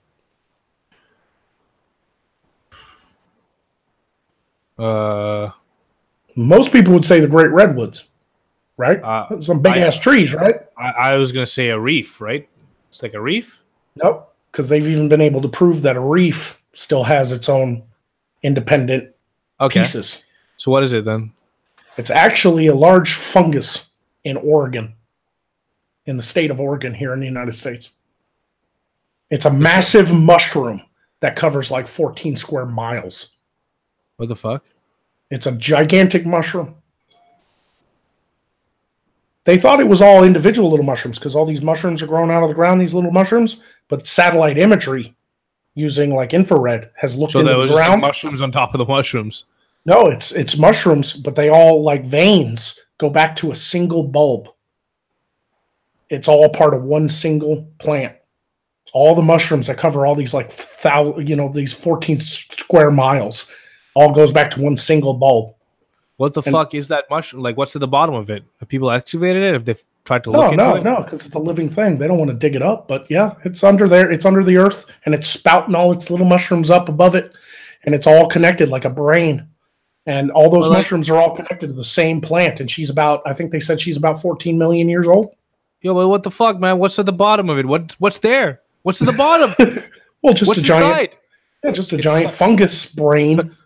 There's got to be something inside that fungus brain, bro. It's got to be some kind of knowledge. Some sort of ancient organism. Maybe it's something crazy like that. Yeah, what if it's some ancient organism that's dormant? It's fucking crazy. You ever think about that? Mm-hmm. Yep, it's like one gigantic mushroom that people thought were individual plants, but they weren't. It's like a gigantic like womb for like mushroom people who are gonna spout up and like fucking in another 5 years and just take us over. Right? Have the pod people. Fucking nuts, dude. A mushroom is the biggest organ. That's fucking nuts, dude. Yep. What's the redwood? The giant redwoods in California. You know, the big trees. Oh yeah, the big trees. Yeah. I've never. Some of them motherfuckers are so big they literally, like back before they started preserving them and didn't care, somebody actually carved a tunnel through one of them, and you could drive through it. That's how big that fucking tree is. You could drive through it. Yeah. Wow. Now they've preserved them, and for years the redwood started shrinking. The redwood forest started shrinking, and scientists started getting worried because when they discovered it and realized it was the only forest like it on Earth, they got worried. So they started taking care of it. They turned it into a national park. They started having people go out there and cut the underbrush down. And anytime like a lightning storm would come and start a forest fire, they'd go and put it out. Well, come to find out, it started killing the forest. Us taking care of it started killing the forest. Wow. Turns out a forest needs forest fires because it burns off all that excess shit. And it actually scars the bark on the redwoods, and then it grows out of the ashes. So it actually helps feed the forest to have forest fires. So the redwoods were almost dying out because we were taking care of them. If we had just left it alone and let nature take its course, that redwood forest would be twice the size of it is now. But it's growing now every. Yeah. That we figured that out, and we're like, oh shit, this forest needs forest fires. So now anytime forest fire starts, they're like, leave it alone. Let it feed the redwoods. That's fucking cool, man. Yeah. Sometimes cool. Human interaction, and there's only one forest. That's like there's only one redwood forest in the whole of the world. And that's I gotta fucking go. I have to go. I've never been. Oh yeah, it's one of our big national forests. I mean, it's one of our big tourist attractions in America. Well, obviously, we got the Barringer Crater, we got the Grand Canyon, we got Mount Rushmore. A couple others. Yellowstone National Park with Mount Rushmore is like Mount Rush, whatever. It's like Mount Rushmore. Yeah, but it's pretty impressive to carve a fucking mountain that big. I don't care if you like the presidents or not. Go and look at that fucking mountain and be like, Jesus, how'd they do that? How big is it? How big is it? It's fucking big. Those faces are big. I mean, it's smaller than a lot of people think because on a picture it looks massive. That's what I heard, that it's small. It is small, but it's small because like a lot of people, you walk up to the guardrail and you're like, look at it. Look at it. It's tiny. But if you actually got up close to that motherfucker, you realize how big them faces are. Like, it's way out there. That's why it looks small. They don't let you get closer than that. That's true. They don't let you get closer at all? Like, you kind of walk up to it? Well, there's a big valley. So it's like they up on the very top of the opposite end of the valley is where they put all, the visitor center and everything, and they put the rails up, and they have the, things you put a quarter in so you can, fucking look. I'm aware, but you can't just, there's no way to get close to those faces? I'm sure there is, but I don't know. I've personally never gone closer. I was a kid when I went, so I'd like to go again. Yeah, you're right. You're totally right. Right. It's definitely a big. I guess what I'm talking about in terms of the redwood is very interesting because it's a natural thing, and it's trees, and trees are like life. So the fact that this it's just like trees. Trees are so important.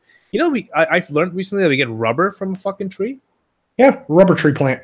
Ground Floor Guthrie points out in the chat there are redwood trees in China. I did not know that. Yeah, interesting. But I do know that I could have sworn anyway. Don't quote me on this, but I could have sworn the reason ours is so attractive is because I might have misspoke. It's the largest redwood forest in existence. But I could be wrong about that too. I'd like to look it up. It's been a while since I've looked up facts about the Great Redwood Forest. But they are beautiful, big fucking trees. Not to say there aren't other big trees in the world. There are. Redwoods are big trees, though, and bigger than any tree in the world. But there are other big trees, like in the jungle, like down in the fucking Amazon and shit, that are fucking huge, man. Them things create a canopy. You know, jungles are canopies. They have canopies. Yeah. Keep the sunlight out. Man, it's crazy, man. You know, the Barringer crater, I've always wanted to see that too. That's the big meteor crater. It's the big meteor crater out in is it in Arizona, I believe, or New Mexico, one of those two. But it's a big ass motherfucking hole in the ground. That's one of the theories was that's one of the sites of the meteors that might have killed the dinosaurs. I mean, it's a big fucking thing. It's a big fucking hole in the ground. I went to this part of Tanzania called the Ngorongoro crater, and it's like apparently the only crater with like life in it, like vegetation in it and stuff like that. Well, that makes sense because the one in Arizona is just in the desert, and it's dead, right? Yeah. So this is like it's like a lush crater. It's like a lush crater, green everywhere, rhinos. That's fascinating. Lions, like zebras in a fucking crater, dude. They're like, it's literally like the way to get down. It's like you take this little road that just goes like this, you know, to get into it, you know, because the it's just fucking, it's a crater. It's fucking nuts, man. It's just nuts, dude. It's that like, it's so wild. Here's another fascinating fact for you. Since you brought up craters, it had me thinking. What is the highest peak in the world? Mount Everest, right? 29,000 feet. Mount Everest. It is. Yeah. Mount Everest is 29,000 feet. Oh, okay. So I thought you were gonna you were gonna trick me. No, because the interesting fact is coming. What's the lowest point in the Earth that we know of? The Mariana Trench. That's 32,000 feet below the ocean. That's the abyss in the Mariana Trench, right? Mariana's Trench. Between the point of Mount Everest and the lowest point of the ocean floor that we've been able to find, if you were to shrink the Earth down to the size of a cue ball, it would be smoother than a cue ball. What? You wouldn't feel Mount Everest. You wouldn't feel grooves. You wouldn't feel anything. It would be smoother than a cue ball if it was the size of a cue ball. You would feel no lumps or anything. Like you think of the Earth, we're covered with mountains and valleys and deep parts of the ocean and high peaks like in the Himalayas. Nope. If you were to actually do the math and shrink the Earth down to the size of a cue ball, if you were a cosmic giant that could hold the Earth in his hand, you wouldn't feel the terrain of the Earth at all. That's how big the Earth is to us. That's cool. That's how big the Earth is, period. Oh, it's huge, man. And that's why people don't see the curve of the fucking Earth, and that's why we have flat earthers right now, because they're all like, oh, I've been up in an airplane and can't see. Fucking airplane, you could be on the top of Mount Everest, which is 29,000 feet, and not see a curve on the fucking horizon. That's how big the fucking Earth is. Well, eventually space travel is going to be affordable for everyone, and people are just going to be like, flat earthers will stop existing. Just like all the other people like that just like don't like, it's just weird. It's just weird, man. It'll eventually enough people go into space and come back and be like, no, it's fucking round. You know, it's technically not even round. I remember I found out about flat earthers when I played No Man's Sky for the first time in 2016. You know, I was like talking about No Man's Sky and like how much I like was like hyped for it and like how it didn't live up to expectation. Then one of my viewers left a comment. He says the Earth is flat, space is a hologram, and I was like, what the fuck? And I was like, oh, hey, how you're memeing? And he's like, no. And then he brings me to this channel, and I don't want to say the channel's name, but because I don't want to give it any advertisement. But like, fuck, dude, the shit that I saw, I was like, wow, this is wild, man. I'm like, man, honestly, space travel could not come soon enough because I just don't want these people talking anymore, man. This is fucking nuts, dude. Yeah, no, I did a whole video on a guy who believes the Earth is flat, and he also believes that there were giant Nephilim, you know, the children of angels and men, that would cut down giant trees. And so every time he has pictures of plateaus, you know, like the Devil's Mountain in Wyoming that goes up like this and then just goes flat. He thinks those are giant tree trunks that the giants had chopped down. When?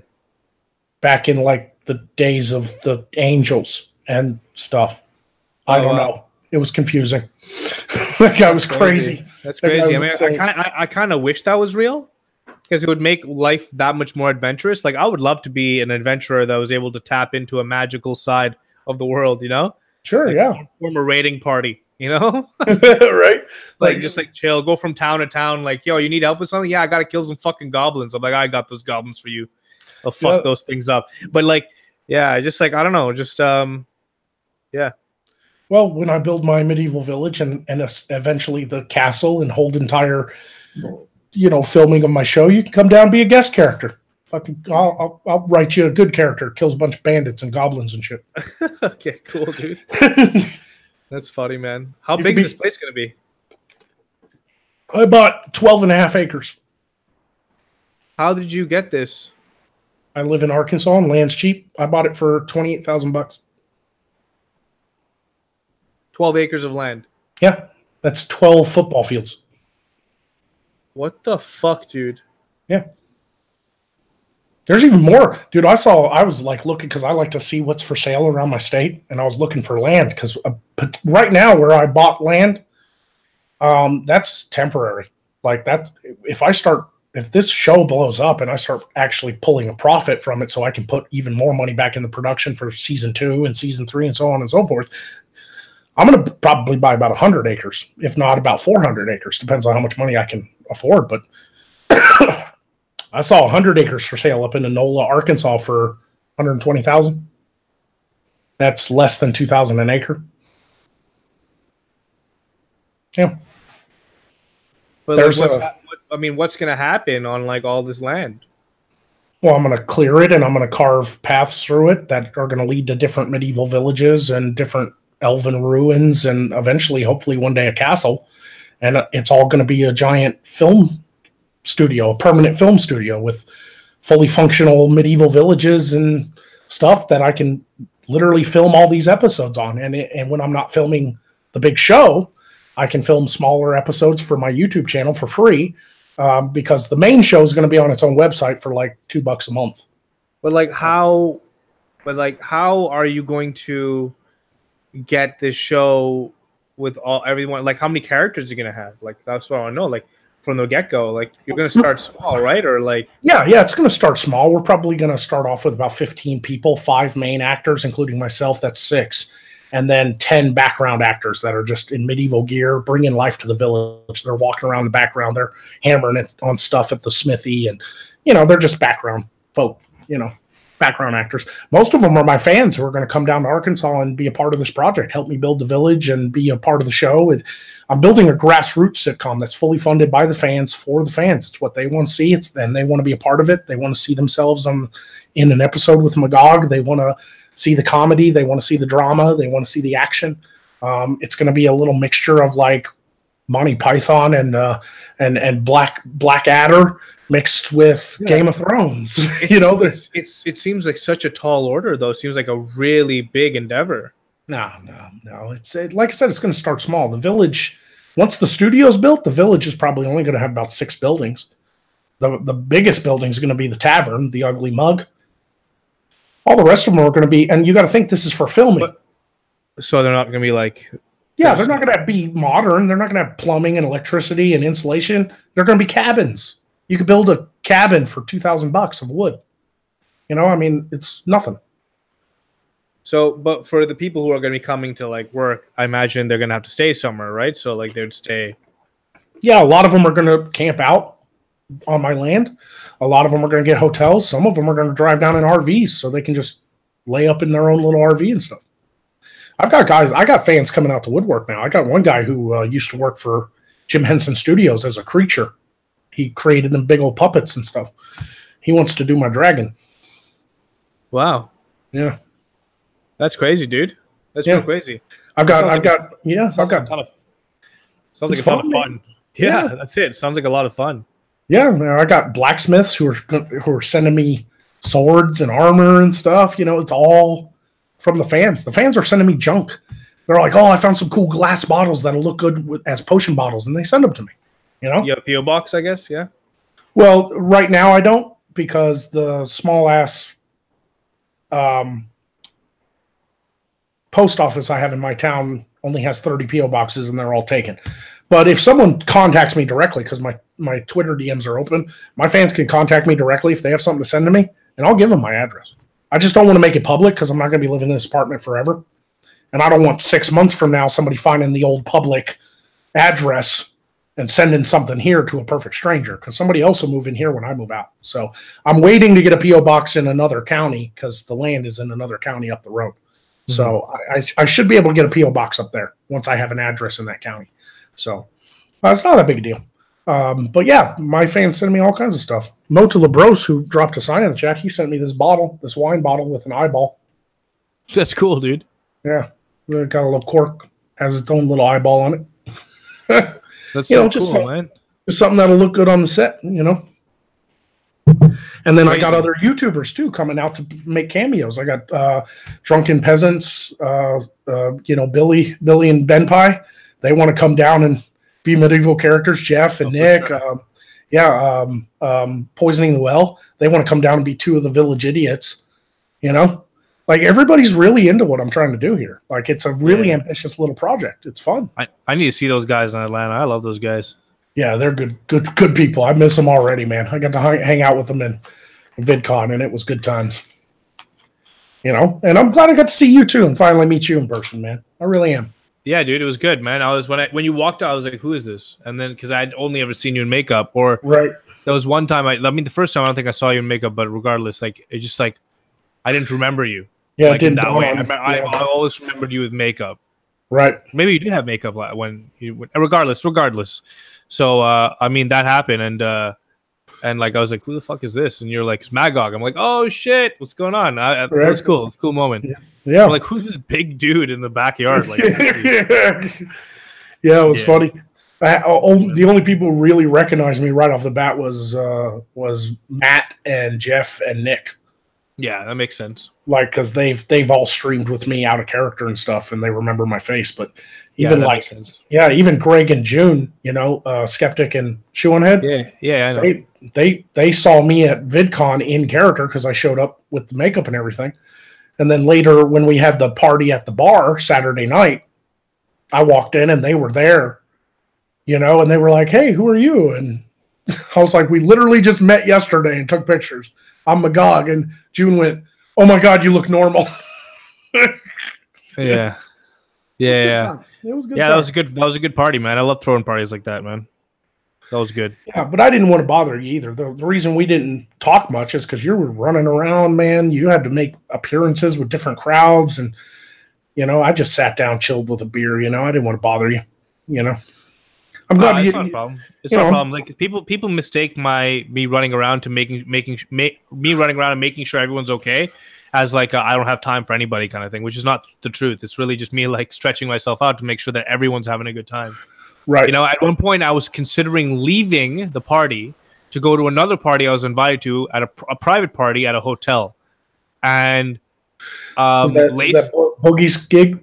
No, it wasn't Boogie's gig. I mean, Boogie had a gig? Yeah, I could have sworn he invited a couple people to his whatever he rented. Well, he didn't invite Bunty, so there's that. He didn't invite me either, so don't feel bad. And we're both from Arkansas. That motherfucker lives an hour away from me. So at least he could have done is throw me a bone. So I mean, like this. Yeah. So regardless, I mean, I at one point Lacey looked at me. She's just like, "You're really gonna leave the party that like you planned with like Chris for another party?" And I'm like, "You're right. That would be so shitty of me to do." So I stuck it through, even though I could have gone to the other party and I could have networked a lot more. But for me, this last like VidCon, what I've just in general have been learning is that it's not the networking part of it really sucks. I really just like the people, man. And I just want to meet people that are chill, you know? I didn't even like the con itself. I was gone in like 2 hours. I was like, I'm going back to my apartment or my hotel, taking this shit off. I'm going to party. Yeah. I just wanted to hang out with my YouTube friends. That's it. That's exactly it. That's why it's so sick, man. You know, it's also why I get really fucking like look at some people. I'm like, why are you trying to fucking rain on this parade? Like it's not like it's not like there's a like the only barrier of entry is that you show up and you don't like declare war on anyone while you're there. Right. Because you can be there. It doesn't matter who you are. If you show up, no one's gonna fucking hate on you for showing up. There's people that showed up last year that I wasn't like super down with, but they just didn't show up in my area, and everything was cool. You know, it's not a big deal. Like people aren't like that's the weird thing. I feel like people like look at it in such a weird way. Well, it's kind of like you got to think of VidCon. It's kind of like our like as far as like internet personalities and YouTubers and stuff, and podcasters and people like that. That's our like red carpet get together. And so a lot of people treat it like that and walk around like they're some sort of celebrity. And I'm walking around dressed as a fucking necromantic Sith Lord or some shit, getting all kinds of funny eyes. You know, people looking at me strange and shit. I was just there for fun. I was just there to troll people and to take pictures and meet people. You know, I wasn't there to fucking, you know, get all serious and be like, where's my fans? Be gone from me. You know? Yeah. There was a few of them there, man. I saw some of these young kids, like they're 18, 19-year-old YouTubers with 12 million followers, and they're screaming teenagers going, you know, huge crowd of screaming teenagers behind them. Like it, like I didn't even know. Every time I go to VidCon, there's always a new YouTuber that I just did not even hear about. Yep. I didn't even know the guy's name. So weird, man. Yeah. It's just the way it is, dude. And I know this year's wasn't as controversial as the first one because there was no drama. There was no drama. Everything was cool. We didn't really care. We just chilled, and that's that. And it honestly felt kind of like the con itself was really lame. It's just the parties, man. And I know that next year when I go back, I want to make sure that there's like some good shit going on. Like I want to make sure I have some legit things that are like planned. You know? Yeah, I'm probably not going back. You're not going to go back? Yeah, probably not. Why? 2 reasons. One, pretty expensive trip just to hang out with a few people when I could spend that money on production of my bigger show. Yeah, I got you. I'm trying to build this thing that's never been done before, and I'm really trying to make it happen. Second is about when VidCon happens. I'm probably going to be like neck deep in producing the show. Cool. Because I plan on filming for like 3 months out of the year and then editing for like 2 or 3 months and then releasing the show. So it's going to be like an actual filming schedule with actors lined up and stuff and with taking time off and stuff. And if people are relying on me to be there to direct the show, I can't be just taking a weekend of VidCon, you know? I mean, it's going to get in the way of my future plans. So I might not make it out to VidCon next year. It depends on how things go. I mean, I might, but I doubt it. But like, how are you going to maintain your YouTube audience while you're working on the show? I'm going to continue to do our live show, Side Quest.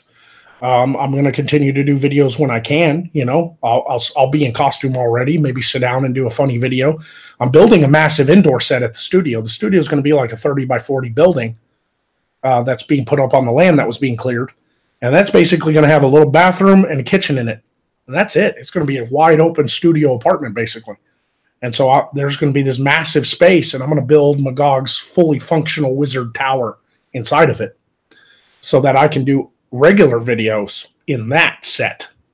And I did a GoFundMe for that and raised $5,000 to build the bigger set.